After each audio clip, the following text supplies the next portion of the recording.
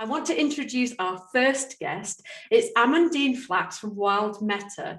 Amandine, you're going to be talking to us today about AI in games. I'm really excited to hear about it. Welcome. Thank you. Thank you very much. I'm glad to be here today. Have fun. Thanks. Yes. So I am going to share my screen then. Have to always do this step when we will give you the floor. I'm also excited by the closed caption. I just hope that because I have a French accent, it's not going to mess around too much. Otherwise, I'm sorry in advance.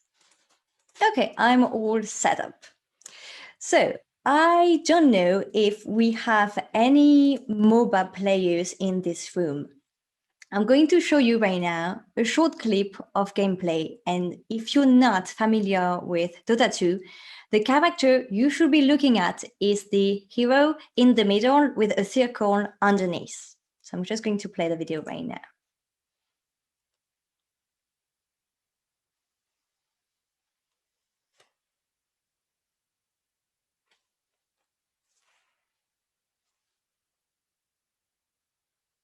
Okay, I know, it's just a clip from a Dota 2 game, but let me ask you something.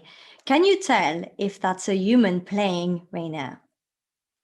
My name is Amandine Flachs, as Kelly mentioned before, and I have spent the past 10 years supporting early stage tech startups. And while I'm still involved in many ways in the London startup scene, I am now the CEO and co-founder of WildMeta.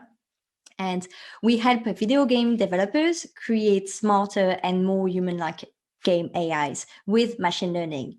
And the clip I just showed you is from one of our bots that learned to play Dota 2 in less than 24 hours. I'm here today to show you how machine learning can support the development of games today, not 5 years from now. Games provide a great control environment for machine learning, and that's why we've seen many research companies using video games to demonstrate their work. We can think, for example, of what OpenAI has been doing on Dota 2 or DeepMind with StarCraft 2.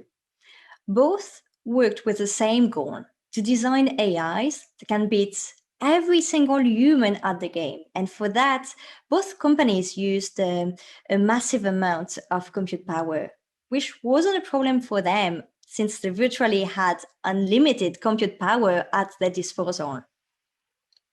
The good news for us all is that this particular goal isn't really interesting for real-life applications, and we can already do many things with machine learning without needing as much compute power. I believe this technology can do so much more, like helping humans players and game developers.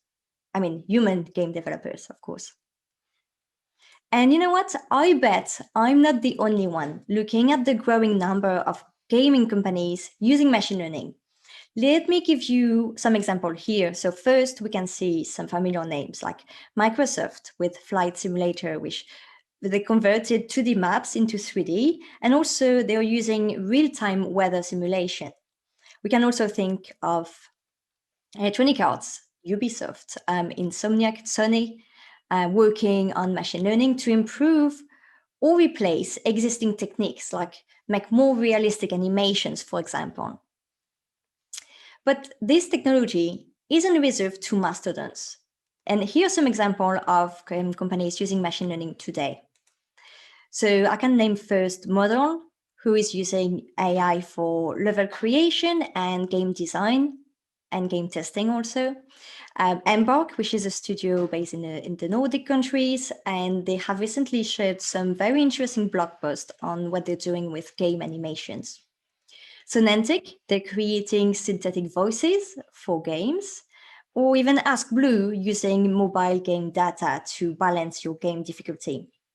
Well, and of course, I didn't put it in there, but my company also, WildMeta. And that's just a few companies that I picked that are using machine learning in very different area of game development. But I hear you already. If machine learning is so great and already available, why not everyone using it already? Well, I see 3 clear barriers to adoption today. And the first one is technical. Access to talent is already hard, right? Access to talent with machine learning and gaming experience is even more rare. Plus, you need some compute requirements and to understand another different tech stack. The second barrier that I see is also managerial. Machine learning development doesn't really work the same way as traditional software development. And so it can be hard to understand how it's going to fit into your existing time frame and agenda. And the last point, of course, the money. So R&D cost to build the system foundation is high. And the thing is, studios' budgets are quite often tied to a game or a project. And so it can be hard to justify such a cost, an initial cost for only one game. That being said, there's also some assumptions to address. And something that I hear a lot is people asking about control and what happens if the AI doesn't play my game well? In traditional game AIs, you have access to the code, and so you can directly analyze behaviors. With deep learning, you train a neural network, which is extremely difficult to analyze. It's not necessarily a serious problem for us because we're monitoring the progress made during the training phase. That's mandatory anyway. That means that if we spot any problem, anything, we can take some action, and there are many approaches that we can go for. Like, for example, giving more or less importance to some objective, or use gameplay from human players to replicate behaviors or be aware of certain game mechanics and techniques. Another thing that I hear from medium and small studios is that new technologies like machine learning is expensive and reserved for AAA studios and very big studios. I'm not going to say machine learning is cheap because it's not, clearly, but especially if you want to do it in-house, having machine learning experts to build everything from scratch.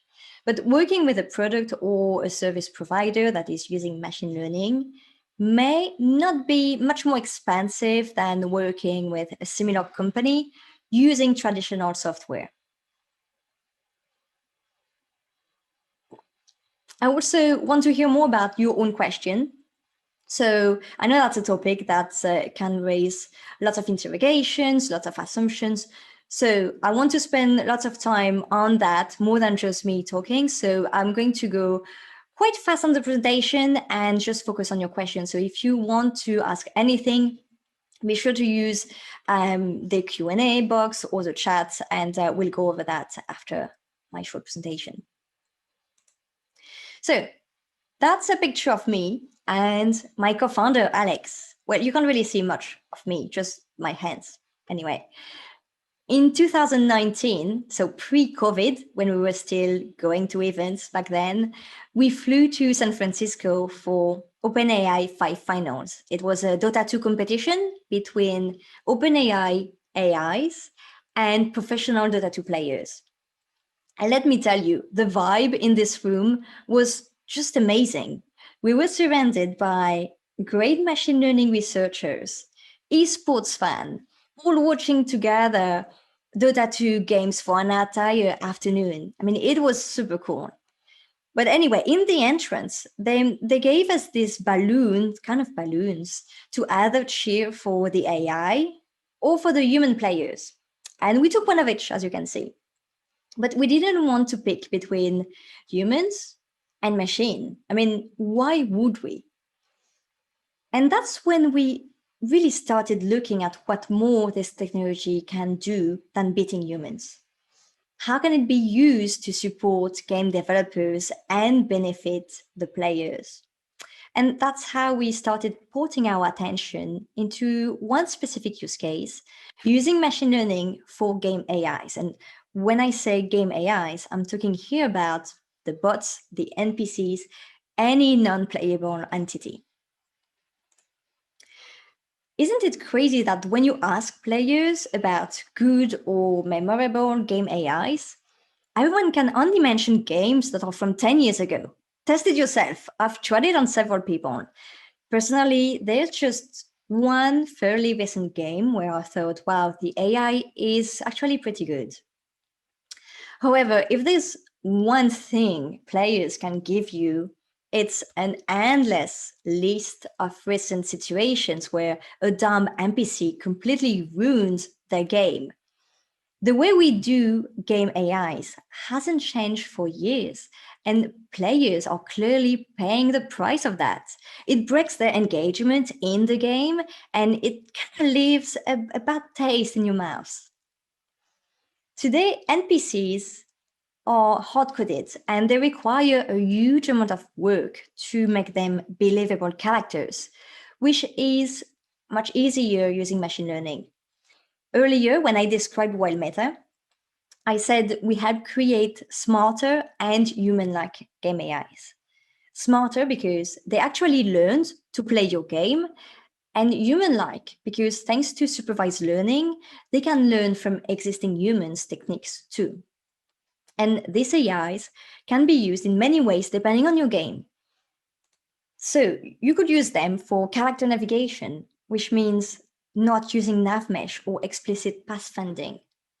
You could use them for the opponent AI. For example, if you have a multiplayer game and want to have enemies that are always available, or if you need to populate the game with more players, and I'm not talking about dumb bots just walking in circle. Non-human players are still players. Who's going to tell? And if you're working on a competitive game, you can use machine learning-based bots designed specifically for training to create the perfect opponent to improve with. You can also train the AI with cooperative behavior to join your squad as a teammate, or again, have players always active in a live universe.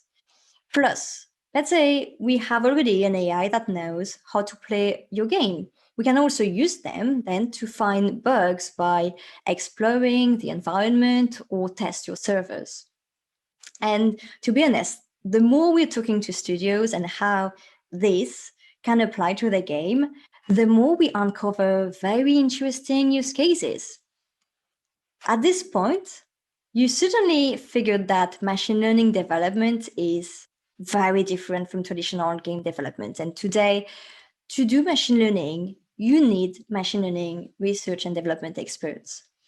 Being involved in this gaming community reminds me every day that game developers are creative minds. And for most teams, it doesn't make sense to hire such specialists, or it's complicated to integrate them into the existing pipeline. And that's exactly why we created WildMeta. We already built our core technology, we optimized it so it can be easily integrated with any game. In short, that means that we've done all the R&Ds so studios don't need to do it. And this way we can focus on machine learning part and studios can focus on the game.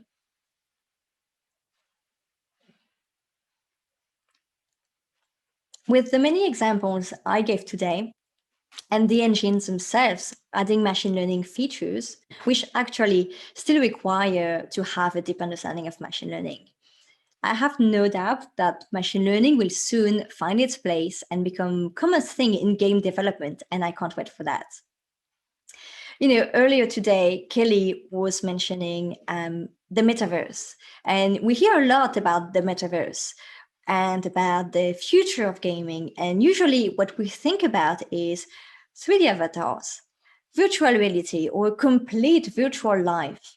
But I'm telling you, it may be less sexy, I know, but machine learning-based tool and smarter bots and NPCs are part of this too. And this technology isn't going to be ready for production years from now. It is already ready for production today. The key now is really to have an open discussions with everyone. And I mean studios, game developers, artists, designers, publishers, producers, everyone. And what I want is to get the discussion going, really. So if you have questions right now, I'd be more than happy to cover everything. And feel free to reach out to me anytime, especially because every game is very different. I'd be more than happy to explore how this can apply specifically to your game. So feel free to drop me a line anytime. And I'm going to stop sharing my screen so we can maybe focus more on the questions now. Thanks so much, Amandine. I think all of us, really are affected by the changes like this that are going to happen in the games industry in the very near future. Like you said before, this is something that looks like it's going to be, 10 years before it looked like it was going to be like a really big thing, and now it's here. And so now we've got like millions of questions for you about how we're going to use our collective minds really to make this happen. So the first question, hi Amandine, how would you evaluate approaches like scaling difficulty on an ethical level? It could mean that a developer always scales the difficulty just high enough to force players to pay to win. That could lead to immense backlash and discredit the gaming community. What do you reckon? That's a tough question. I mean, I think there are different aspects of this question. And well, the way we do it, our approach is really to focus on the players themselves and make sure that we deliver the best experience possible. But we work with the studios for that, and that's interesting that the question was around the ethical aspect. We get this a lot, especially when working with machine learning. Lots of people ask about creating Skynet and by machine learning taking over, and we always try to explain that in my opinion, games are a pretty safe space because it's just a game, right, in the end. So it's all about entertainment and having fun. So in terms of the question, to get back to the question and not go too far away, I'd say in terms of the difficulty, that's a big question that really depends on the game itself and how it works. With machine learning, you have different ways to manage that. So let's say you could decide to just train an AI a bit more or less to make it more or less good at the game, or you can just change the different type of inputs it gets, add more challenges to it. So you have many ways of doing that, but I'm not sure I get how the ethical aspect and the level compared to the players' ability to play the game really fits together here. So if the person wants to maybe give more detail, yeah, I'd be happy to maybe give a better answer, but I'm not sure I get the link between the two.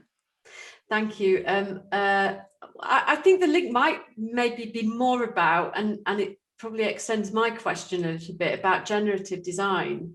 And so I suppose in an age of loot boxing, etc., where you can pay to win, you can just generate like an infinite number of loot boxes in order to allow people to pay to win in a seamless fashion, whereas at the moment it takes like quite a lot of thought, quite a lot of time, and an immense amount of balancing to make that work. If you implement machine learning, especially with what WildMeta is doing to enable balance, loading and generative design, then I guess what the questioner was asking is, do we probably have problems if we're just going to allow machine learning to develop and create for us, rather than having that policing in, if you see what I mean? Oh, okay, I see. I didn't get it this way. Okay. I think that's because our focus is really on the AI of the game. So we're not creating content. We are just replacing, let's say, the old way of doing the game AI. So that we're not like going to create loot or skins or anything that is going to have a monetary aspect. So for us, it's very different aspect. For some companies, it may be a problem, and I think it's then all about deciding what they want to do exactly. I mean, if they, like us, work with a game studio on their game, then it's about them deciding together what they should be creating. I see more potential here for positive things like level creation when it comes to creation, or like us, the AI of the game, more about the creativity and pushing new doors, like using this technology to create new things rather than trying to hack the system, and an existing system that is already kind of broken or doesn't really work out really well. I mean, there are lots of very interesting questions about this business model about pay to win. And I'm not sure I want to get into the debate here, but I prefer to focus on using this technology to open new doors rather than adding to the problem. Me too. Thank you. Another question from one of our attendees is, how long would it take to integrate AI into a game? So the integration isn't the longest part. There are two parts of the way we're working. There is the integration with the game and the training aspect. And it all depends on the complexity. So right now, my co-founder is actually actively working on how to speed up this integration phase, and it's not going to be the major phase. But what takes time is to find the best way for the AI to understand how to play your game and then to train on it. So it's very hard to give some time frame on that because it depends on the complexity of the game. And funny enough, what sometimes seems very complex for some game developers is actually not complex for us. But when sometimes they will mention something that seems quite easy for them, and we're like, well, actually for us it brings another level of complexity. So it's all about having an open discussion about what's the objective, what is the AI supposed to be doing, how smart do you want it to be, and then we can talk about time frame. But then we can also leverage many things. Like if it's about increasing the training, we can always find ways by adding machines or the cloud or many other tricks to make the time frame. So it also depends on what time do we have and what can we do during this time, especially if it's motivated by the launch of the game. We want to be ready for launch. So yeah, we generally it's about the discussion and the complexity of the game. Can you give any examples of contemporary games that have used AI in innovative ways? I can think of a few, but it'd be great to hear from you. To be honest, I can't think of many. I mean, I know many games that are using AI for the animation. So I mentioned earlier in the presentation, I put a picture of Sony and the Spider-Man game. So for animation, it's being used, and it's not necessarily something very public. Usually it's something internally in studios. And if you're a big nerd and you look for information, then you find about it, but it's not like the big market point, the selling point.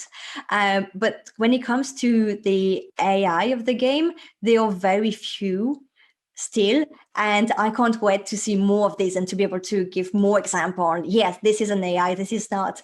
And I also can't wait for the day where we don't know and we don't care and we don't notice. When I talk to studio, usually I mention the fact that players, when they play a game and suddenly there is a bot that is obviously a bot, it's not fun. I mean, I understand why some companies do that, especially when you want to give away points or kills, easy kills, why not? But then it's kind of insulting for the players, and they see that. And I can't wait just for them to just play with players, and they can't tell if it's a human playing or not. And we can do that today. It's just, I guess it's a matter of decision, and understanding of what's available today also. So that's why I'm trying to make more noise, to also highlight the work of other companies. So if more people understand what can be done, then we can have more and more examples to talk about. I know that I've used AI in the past in some of my games, and certainly Forza, that's a good one. And there's a couple of Tom Clancy games, I think, lately that have been using AI in their procedural generation, that type yes, of stuff. For generation, yes. Yeah. James Gilmore asks, is there a limit to what AI can or can't do? That's a good question. Okay, is there a limit to what game AI can do? Yes, the limit we give them. So there are different ways to take this question, I'd say. I could take this question in terms of, in the future, what will AI be able to do, and will they be able to run the entire game and do everything?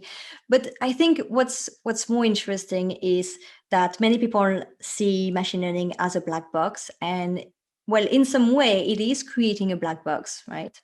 But when you have machine learning experts on board, they understand a lot actually, and they can explain you things. It's a different techniques, it's different methods, but the AI is not completely, we don't feed it information and now it's going crazy and do whatever it wants. And if we keep training it, we end up with Skynet. It's not the case, right? So we are controlling it by monitoring the training, putting some rules, not necessarily the rules, the actions of the game, but other rules to help it understand the game and make the most of it. So in a sense, I don't see any limit of this technology because, well, it's going to evolve and it's still evolving every day. So what we can do today, we couldn't have done it 5 or 10 years ago. And so I don't see a clear limit in a sense that there are restrictions, and I know that we're going to hit a wall at this date, but then also it's important to understand that we control what they're doing and what we're feeding and the information, and it's not just it's a small black box, not a huge black box, I'd say. And so going from like the meta to something that's more micro, I guess a question that we got from Jude is, how would you advise someone who wants to incorporate AI into their game without having any previous experience with AI? For example, someone who's created a puzzle game to wanting to design a single player shooter with AI that can move around the map and attack the player via line of sight. How would you go about this, the starting blocks? So it depends if the question is about traditional AI or machine learning. To be honest, I don't know much about traditional AI. I mean, I know the techniques, but I'm not a game developer and I haven't worked myself developing game AIs. So I understand the techniques that are used, but I can tell you about machine learning. And I'm sure there are a bunch of tutorials for more traditional game AIs. But today, the engines are a good starting point. And so instead of reinventing everything, it's a good starting point. Then when it comes to machine learning, without being a machine learning expert, it's very difficult. And that's what we're trying to do. And if you decide to go this road, I'll be happy to have a chat and maybe answer any questions, maybe put you in touch with my co-founder who is more technical than I am, he could send you some articles. We also recently shared a technical blog post that is maybe a bit technical, but if you're interested in machine learning for game AIs, it covers a bunch of things if you already have been diving into the topic. I don't think that there is an easy way to get started, but hopefully we'll be able to make this easier. So right now we are really working on trying to spread the word and making our solution as easy as possible to understand. We are selling our services, so it's not like I can tell you, I give you a tool and you can play with that. But yeah, there are different levels for that. And if you're looking for machine learning, I'd be happy to have a chat. That's fantastic. There's some more questions in the Q&A if you wouldn't mind answering them. But for now, thank you so much for your time. That was really informative and super amazing. So I really appreciate you coming, and look forward to you enjoying the rest of Pocket Gamer Connect Digital 6. Thank you, Amandine. Thank you very much. And if anyone has any further question, you can always reach out directly anytime. I'm also on the Discord all the time, more than on the session. So Yay. Find me there. Thanks, everyone. Amandine's even plugging the Discord for us. Thank you very much indeed. Thank you.